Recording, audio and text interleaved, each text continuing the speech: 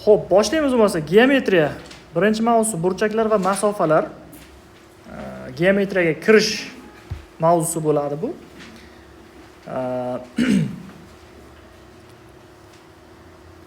Geometriya haqida gapirsak,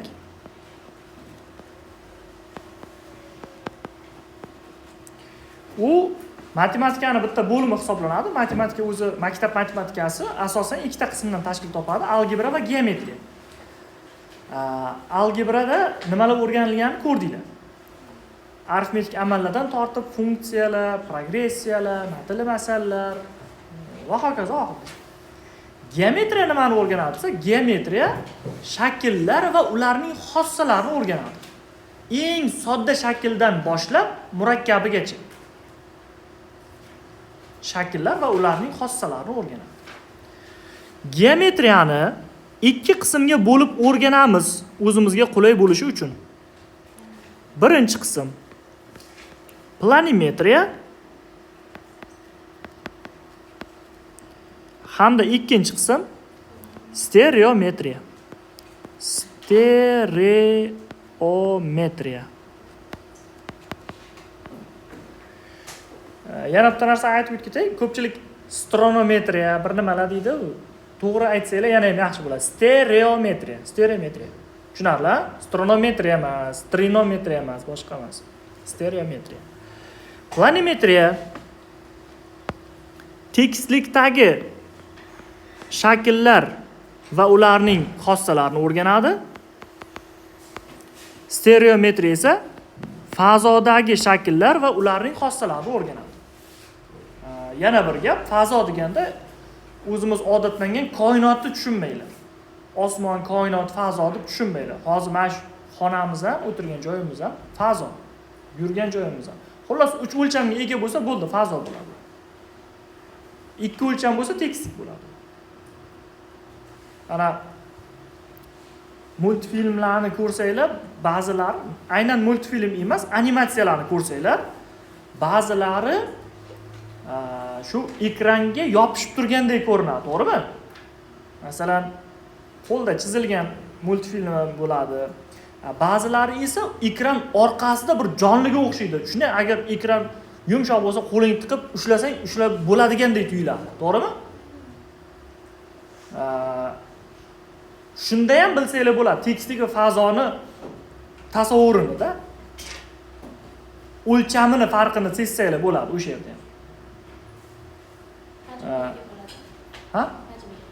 Hajmga ega bo'ladi. Yoki hozir zamonaviy tilda aytganda 2D, 3D desa bo'ladi. 2D, 3D. Xullas shunaqa.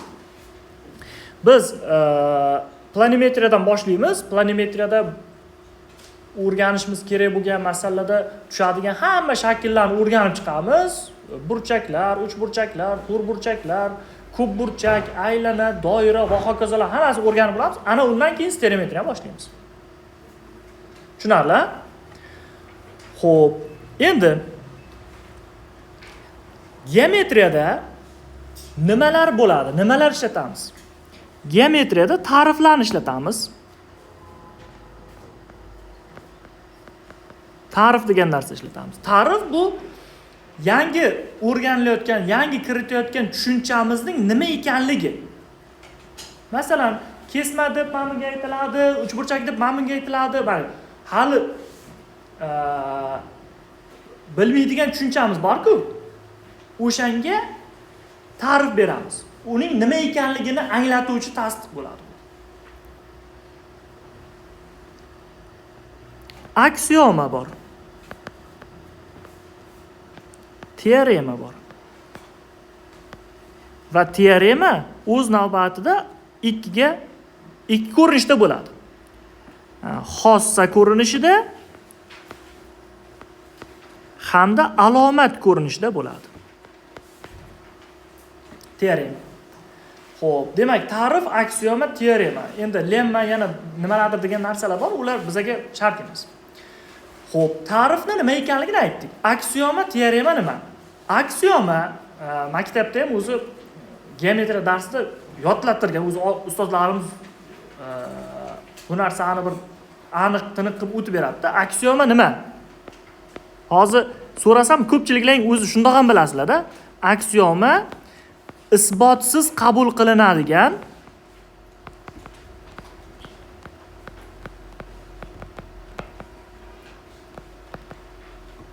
tasdiq yoki isbot talab qilmaydigan tasdiq deymiz. Teorema isbot talab qiladigan tasdiq. Isbot talab qiladigan tasdiq. Buni nima farqi bor? Nima uchun ba'zi tasdiqlar isbot talab qilyapti, ba'zi tasdiqlar isbot talab qilmayapti? Teoremani isbotlayotgan paytimiz o'zi matematikada har bir tasdiq bir gap gapirsak isbotlashimiz kerak, bilasizlar bu narsani. Teorema tasdiq aytib nima qilayotgan paytimiz, demak, isbotlayotgan paytimiz biron bir teoremani o'sha teoremani isbotlash paytigacha bo'lgan o'rganilgan narsalarga asoslanamizda. Xuddi bu zinani qaysidir bitta o'rtasida pillapoyaga chiqayotganda uni orqasida turgan, uni tagida turgan pillapoyalarda asoslanib, o'shanga tayanib, o'shanga chiqayotganimizdek xuddi. Endi tushunchalar, teoremalar mana o'zidan soddaroq teorema yordamida isbotlansa, u o'zidan sodda bo'lgan teorema ham qachondir isbotlangan, to'g'rimi? Uni isbotlayotgan payt undan ham soddaroqdan foydalanganmiz. Borib boyagi pillapoyani, ana zinani tepasida turgan odam u yerga qanday chiqib qolgan? Shu pillapoyadagilarni bosib chiqqanmi? Eng tepadagisiga chiqish uchun undan oldingisiga tayangan, unga chiqish uchun undan oldingisiga tayangan, unga chiqish uchun undan oldingisiga tayangan va hokazo. Eng birinchi pillapoyaga chiqishdan oldin nimadan tayangan? Yerga tayanganmi? Yer endi pillapoya emas-da, undan pastga tushib bo'lmaydi-ku. Xuddi shunday tasdiqlarni isbotlayotgan payt shunday tasdiqlarga borib qolamizki, undan soddaroq narsa yo'q. Uni isbotlamayimizdan keyin isbotsiz qabul qilamiz. O'sha narsani aksioma deymiz. Shunchalik sodda narsaki, uni isbotlash uchun undan-da sodda narsa yo'q. Mana shuni tushunsak bo'ladi. Tushunarli? Aksioma u isbot talab qiladi. U endi sekin-sekin murakkabroq tasdiqlar bular. Uni isbotlash kerak. Xo'p, endi nima uchun aytyapman? Shunchaki ma'lumot uchun darsda davomida mavzularni o'tayotgan paytimiz mana bu aksioma, mana bu teorema, mana buni isbotlaymiz deb o'tirmaymiz. Chunki hammamizga kerak narsa imtihonga kirib yaxshi ball qo'lga kiritib chiqish. Xo'sh. Bitta narsa muhim lekin bu yerda teorema xossa va alomat ko'rinishda bo'lishi. Ana shu xossa bilan alomat farqiga borishimiz juda muhim. Xossa nima? Xossa biron bir shaklni qanday shakl ekanligidan kelib chiqib, uni xulosasi, uni xususiyatlarini aytish. Tushunarli? Alomat esa hali qanaqa shakl ekanligini bilmasdan turib, xususiyatidan kelib chiqib, uni qanaqa shakl ekanligini xulosa qilish alomat bo'ladi. O'sha tasdiq alomat. Misol keltiraman. Xo'sh. Banan bor, ha? Banan.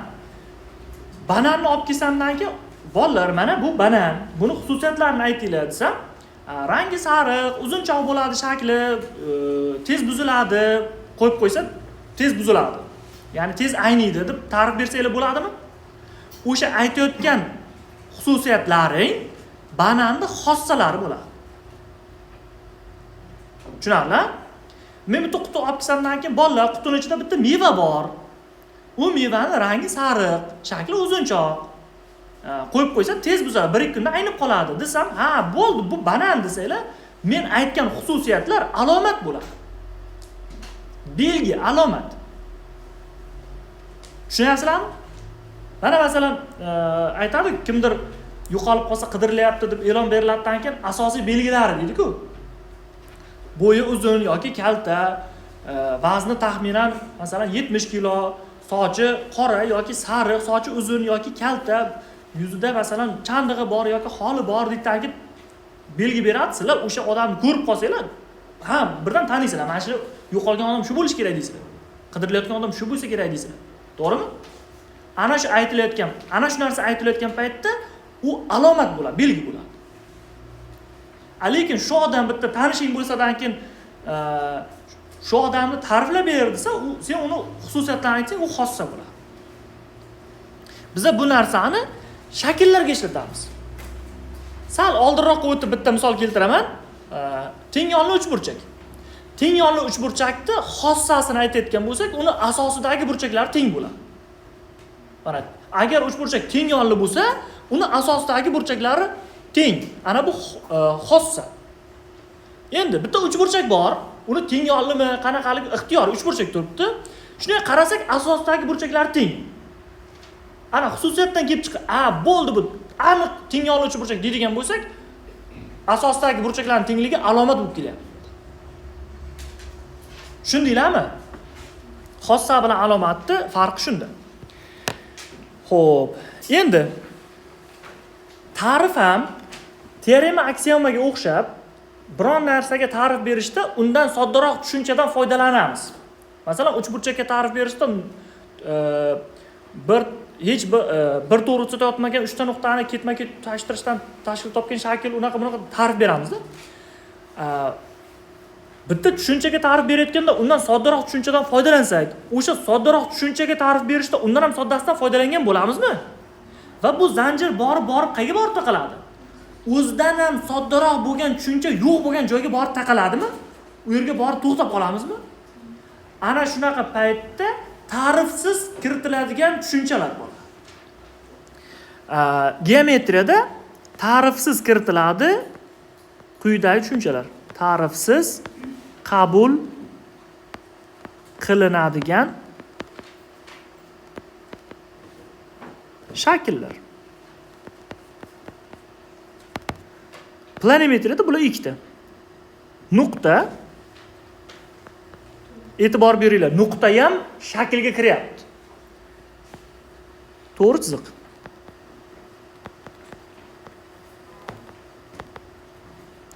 Shakl emas, endi tushunchada nuqta va to'g'ri chiziq ikkalasiga ta'rif berilmaydi. Ta'rifsiz qabul qilamiz. Tushunarli?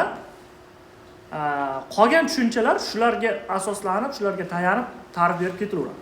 Mana masalan, kesma ikki tomondan chegaralangan to'g'ri chiziq.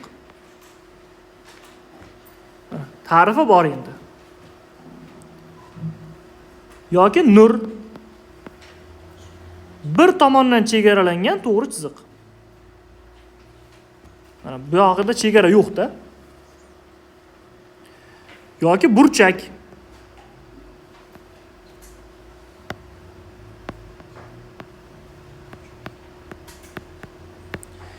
Bir nuqtadan chiquvchi ikkita nurdan tashkil topgan shakl. Bir nuqtadan chiquvchi ikkita nurdan tashkil topgan shakl. Mana bu tushunchalarga ta'rif berib kiritamiz. Tushunarli? Endi kesmani, nurni uncha ko'p gapirib o'tirmaymiz. Nurda o'lcham cheksiz bo'ladi, bilasizlar, cheksiz davom etgandan keyin uni o'lchab bo'lmaydi. Kesmani o'lchasa bo'ladi. O'lchov birliklarini bilamiz. Santimetr, millimetr, metr, ha? Xo'sh. Burchakni o'lchovini qaraymiz. Xo'sh. Nima qilgan?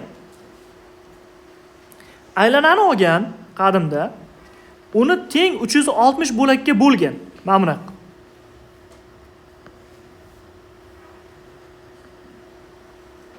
Hozir teng bo'linmay qoldi. Teng bo'lganda xullas.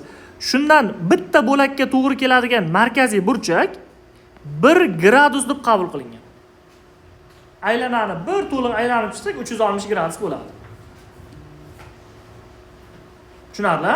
Mana o'g'il bolalar 11-sinflar tushayotib o'tasizlarmi? Saf mashqlari bo'ladi, saf tayyorgarlik bo'ladi. Ortga degan buyruq berilsa, necha gradusga burilasizlar? 360 gradusga burilsanglar, ortga bo'lmaydi. Yana bir joylarga aylanib kelib qo'yasiz. 180 gradusga burilasiz. 180 gradusga burilasizlar. Masalan, hozir men devorga qarab turgan bo'lsam, 180 gradusga burilsam, doskaga qarab qolaman. Eshikka qarab turgan bo'lsam, 180 gradusga burilsam, men bu tomonga qarab qolaman, devorga qarab.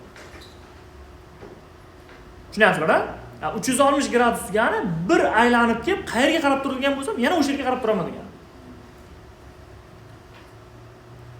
U aytadiki, bir voqea bo'ldi, butun hayotim 360 gradusga o'zgarib ketdi dedi-ku. 360 gradusga o'zgargan hayot o'zgarmagan hayotda u. Joyiga qaytib qolgan hayotda. Va aslida 180 gradusga o'zgarib ketsa, tubdan o'zgarib ketgan bo'ladi. Bir tomonga qarab ketayotgan hayoti boshqa tomonga qarab qoladi. Tushunyapsizlar? Xo'p, gradus o'lchov. Gradus o'lchovi nimaligini bildinglarmi? Yaxshi. Burchakning turlariga o'tamiz.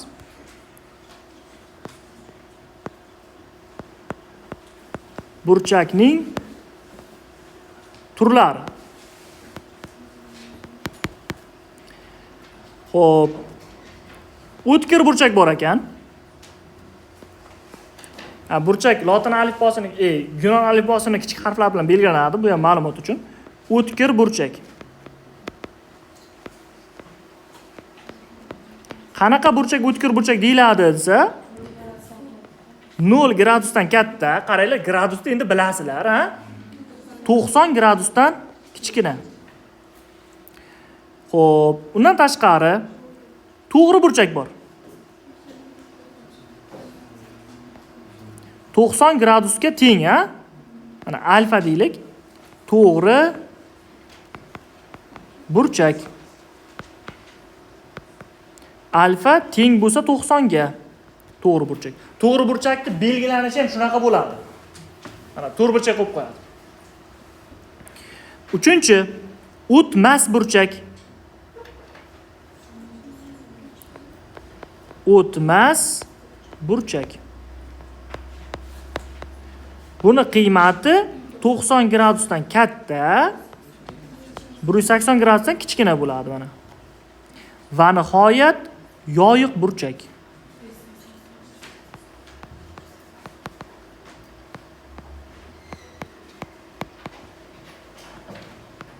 Naqd 180 gradusga teng bo'lgan burchak. Yoyiq burchak deyiladi. Tushunarli? Endi burchakning elementlarini ham aytib ketaylik, bilsanglar kerak shundoq. Mana bu nuqta bor-ku, burchakning uchi deyiladi. Mana bu ikkita nur bor-ku, burchakning tomonlari deyiladi. Baribir aytib ketaylik shularni ham. Xo'sh, burchak turlari tushunarlimi? Yaxshi. Endi yana nimalarni aytsam bo'ladi? To'ldiruvchi nur degan narsa bor. To'ldiruvchi nur. O'zi juda ko'p ishlatmaymiz. To'ldiruvchi nurni shu boshda bir marta ishlab ketamiz-da. To'ldiruvchi nurdan foydalanamiz. Shunaqa narsa borligidan. Ha, qaranglar. Mana nur chiqyapti, ha? Shu nur bilan nurni boshida mana shu nuqta, nur chiqayotgan nuqta nurni boshi deyiladi. Boshlari ustma-ust tushish kerakdan keyin birgalikda to'g'ri chiziq tashkil qilish kerak. O'shanda to'ldiruvchi nur deyiladi. Mana. Agar mana bunaqa chiqarib qo'ysam, to'g'ri chiziq tashkil qilyaptimi hozir ko'k bilan? Boshlari bitta bo'lgani bilan, bitta nuqtada turgani bilan, lekin bitta to'g'ri chiziqda yotgani yo'q, ha? Ana bu to'ldiruvchi nur deyilmaydi. Ana bu ikkalasi to'ldiruvchi nurlar deyiladi. Tushundinglarmi? To'ldiruvchi nurdan o'zi bir martagina foydalanamizlik. Nimada foydalanamiz? Qo'shni burchaklarga ta'rif berishda foydalanamiz. Qo'shni burchak.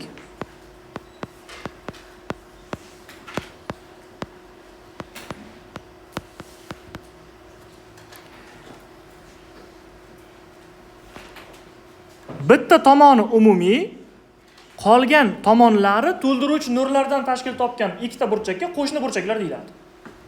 Mana umumiy tomon, to'g'rimi? Umumiy tomon. Mana bu to'ldiruvchi nurlar.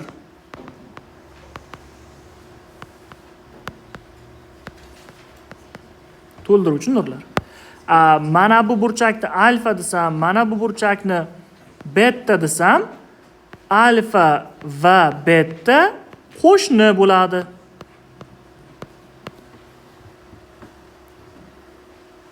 Tushundinglarmi?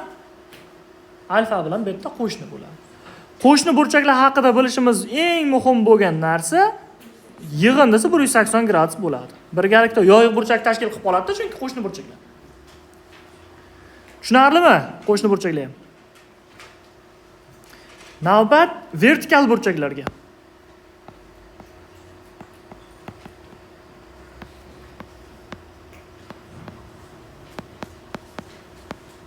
Vertikal burchaklar. Xo'p. Ikkala tomoni ham to'ldirish nuridan tashkil topish kerak. Mana qaranglar. Mana buni to'ldiruvchi nuri bor, ha? Xo'sh. Mana buni bunaqasiga to'ldirish kerak mana. Mana shu ikkita burchak vertikal burchaklar deyiladi. Mana alfa bilan mana beta vertikal burchaklar deyiladi. Yoki boshqacha qilib aytganda, ikkita to'g'richiq kesishsa, hosil bo'layotgan 4 ta burchakdan qo'shni bo'lmagan ikkitasi vertikalda. Shuni aytsa ham bo'ladi. Alfa va beta vertikal burchaklar.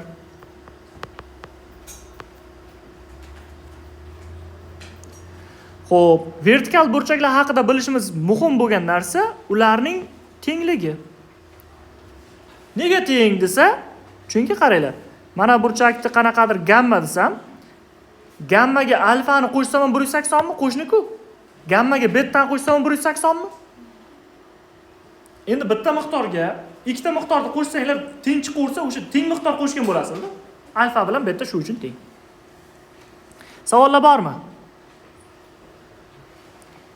Tak, mana bularni o'chirib qo'yik. Xalaqit bermay tursin. Vertikal burchaklarni ham bildik. Endi burchaklarni yopib ketaylik, burchak bisektrisiyasiga o'tamiz. Burchak bisektrisiyasi.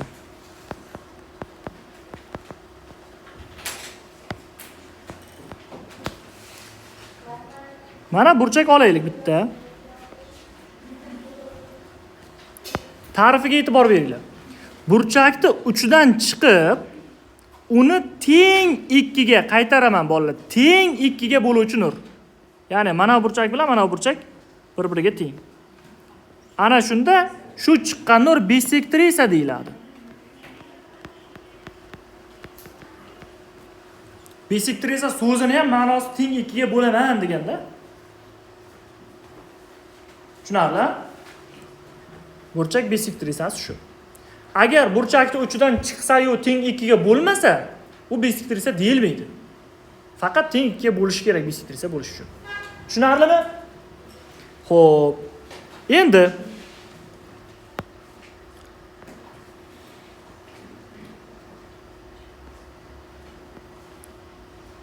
hosil bo'lgan ikkita burchak nima deyiladi? Hozir shu yerda hosil bo'layotgan ikkita burchak nima deyiladi? Qo'shni burchaklar deyiladi. Xo'sh.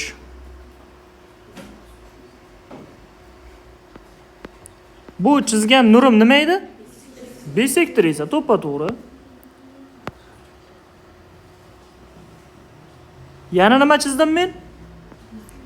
Yana bisektrisa chizdim. Mana alfa taqsim 2, alfa taqsim 2.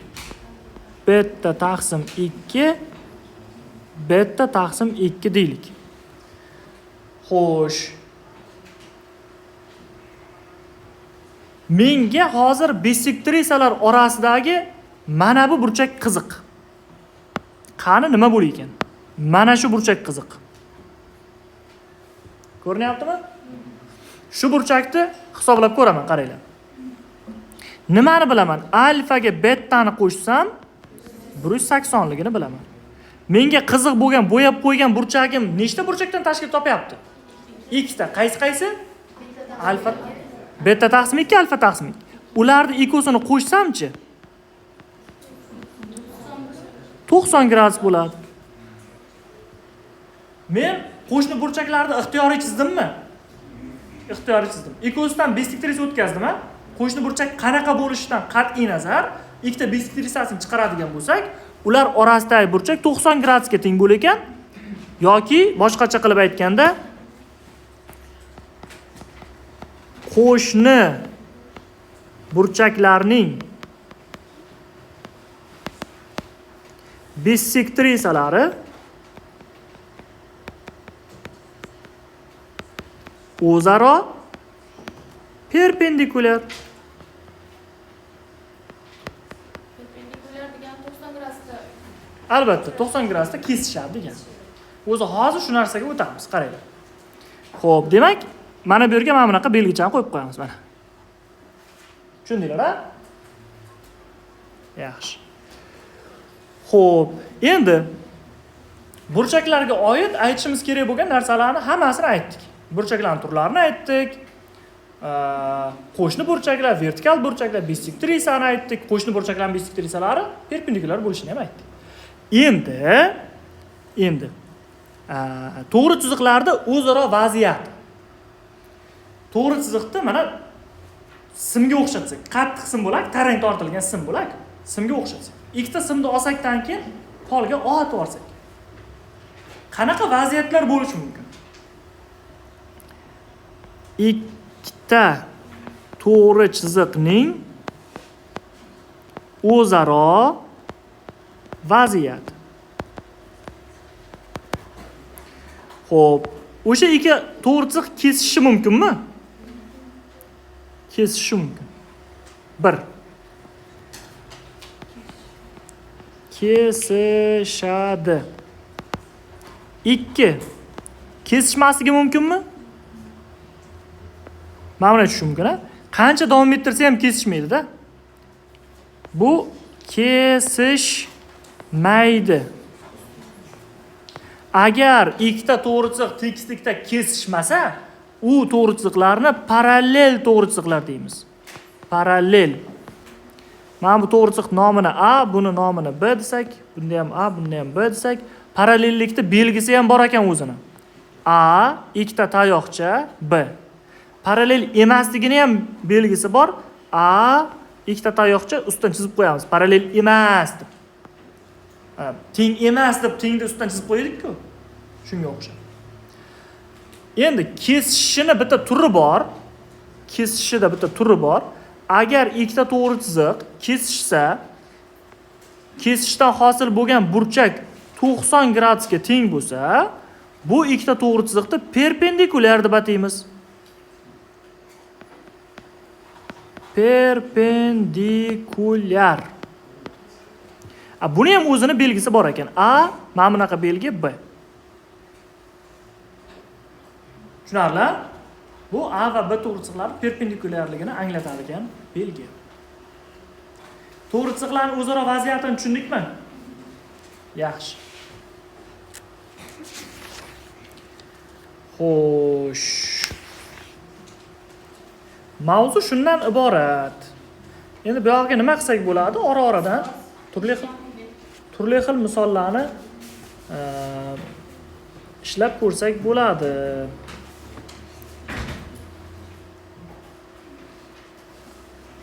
Endi oddiy misollarni ko'rayotmaylik. 36.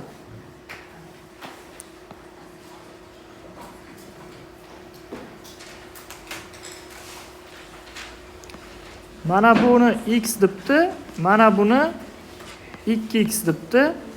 AOB.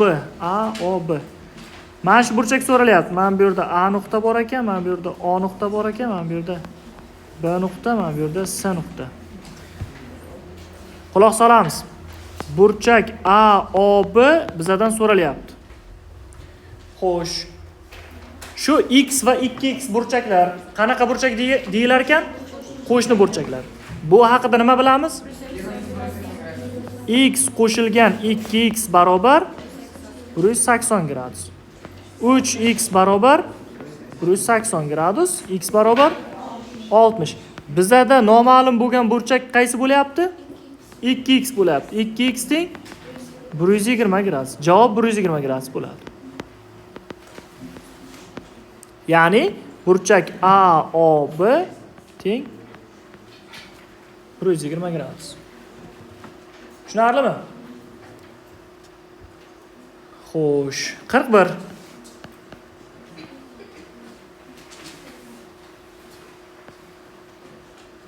ikkita to'g'ri kesishyapti. Mana bu yerdagi burchakni nimasini x minus 10 debdi. Buni 2x minus 40 debdi. Bular qanaqa burchaklar? Vertikal burchaklar.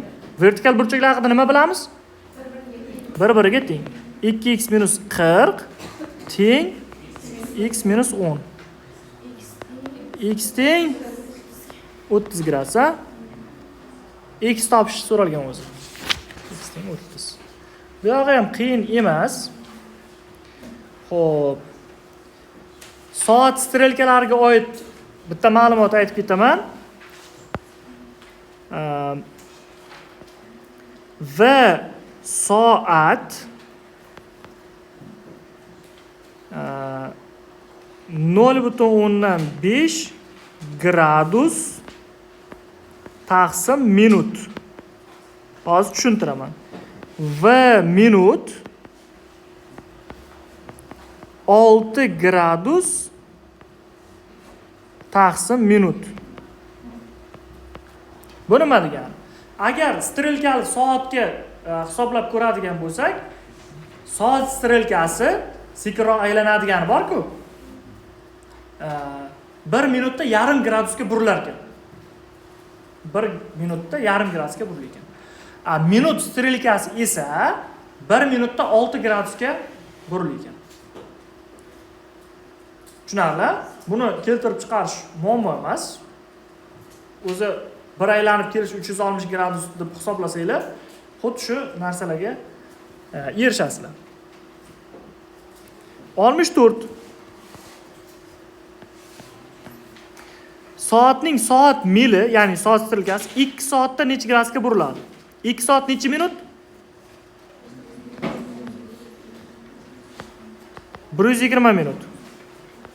120 minutda necha gradusga buriladi?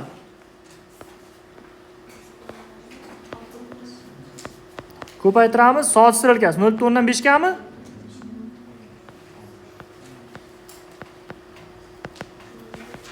oltmish gradus. Demak, 2 soatda 60 gradusga burilgan. Tushundinglar-a? Yana ma'lumot uchun eslab qolsanglar bo'ladi. Soat strelkasidagi har bitta raqamni markaz bilan tutashtirsanglar 30 gradusda markaziy burchak hosil bo'ladi. Tak. Mana bu yerda 12 bor, mana bu yerda 6 bor, mana bu yerda 3 bor, mana bu yerda 9 bor. Bu yerda 1, 2, bu yerda 4, 5, bu yerda 7, 8, bu yerda 10, 11 ha. Ixtiyoriy ikkita qo'shni sonlarni, ketma-ket turgan sonlarni markaz bilan tutashtirsanglar, ana shu yer 30 gradusdan bo'lib qolaveradi. Chunki 12 ta son bor, 12 ta oraliq bor, jami 360. Demak, har biri 30 dan ekan. Tushunarli? Shuni ham eslab qolsanglar bo'ladi.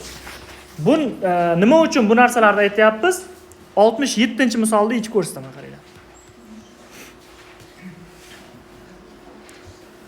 67. Soat 1:20 bo'lganda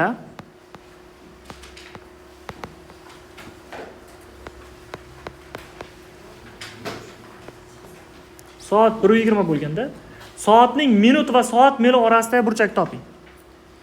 Minut bilan soat mili orasidagi burchakni topamiz. Mana soat iloji boricha kattaroq chizishga harakat qilyapman. 1:20 bo'lyapti. Mana bu yerda 12, mana bu yerda 6. Xo'p, mana bu yerda 3, mana bu yerda 9, 1, 2, 4, 5. 1:20 degani soat strelkasi 1 ga qaraydi. Kaltaroq bo'ladi soat strelkasi, to'g'rimi? Minus strelkasi 5 ga qaraydimi? Uzunroq bo'ladi. Yo, 4 ga qaraydi, uzr. 4 ga qaraydi, uzunroq bo'ladi. Xo'sh, endi qaranglar. Bu yerda nimasi qiyin? Oddiy-ku, nechta oraliq bor? 3 ta oraliq bor, 90 bo'ladi-da deb qo'yish mumkin edi. To'g'rimi? Mana bu yerda bitta oraliq bor, mana bu yerda bitta oraliq bor, mana bu yerda yana bitta oraliq. Har bir oraliq 30 gradusdan 90 chiqyapti desanglar, bo'ladi. Lekin bitta narsa e'tibordan chetda qolyapti. Hozir soat strelkasi naqd 1 ga to'g'ri emas-da. Chunki 20 minutda ozgina burilyapti mana bu yoqqa.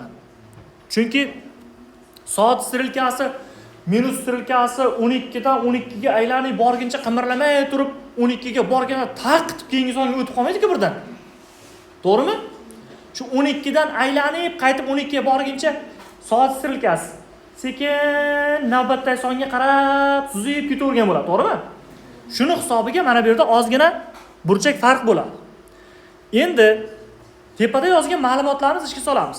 20 minutda soat strelkasi necha gradusga buriladi? 10 minutga. Har minutda yarim gradusdan 20 minutda 10 gradusmi? Mana bu yer 10 gradus ekan bolalar. Jamisi necha edi? 90. Mana bu yer qancha qolyapti?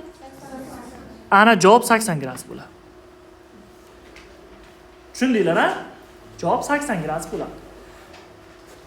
O'ylamanglarki, har doim o'sha soat strelkasini burilgan gradusini hisoblab ayirib tashlayotganmiz deb. Ba'zida qo'shiladi ham.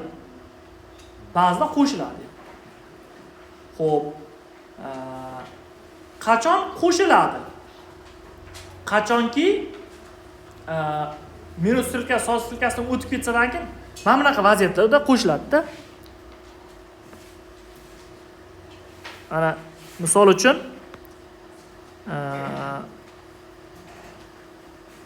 3 dan 50 ta o'tgan bo'lsa. Masalan 3, mana bu yerda 10 da 50 ta o'tadimi? 3 dan 50 ta o'tgan bo'lsa, orasidagi burchak shu yerda necha bo'ladi? Mana bu yerda 12, 1, 2, mana bu yerda 11 bor. Nechta oraliq bor? 1, 2, 3, 4, 5 ta oraliqmi? 5 kara 30. 150 mi? 150. Lekin soat strelkasi mana 50 minutda bu yoqqa qarab burilgan bo'ladimi? Necha gradusga burilgan bo'ladi?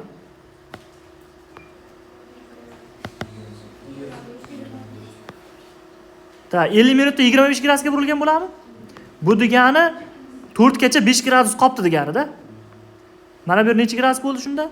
25 gradus. Bu yer necha gradus? 150 gradus. Endi bu vaziyatda qo'shish kerak. Tushundinglar-a? Qolipga tushib olmanglar-da. Boya misol ko'rilgan payt ayriluvdi, doim ayriladi deb qolipga tushib olmanglar. Vaziyatga qarab ba'zan qo'shiladi, ba'zan ayriladi. Tushundinglarmi? Kimda qanday savol bor?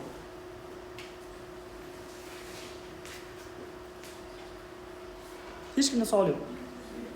Yaxshi. Bugungi mavzumiz aniqrog'i birinchi mavzumiz mana shu narsalardan iborat.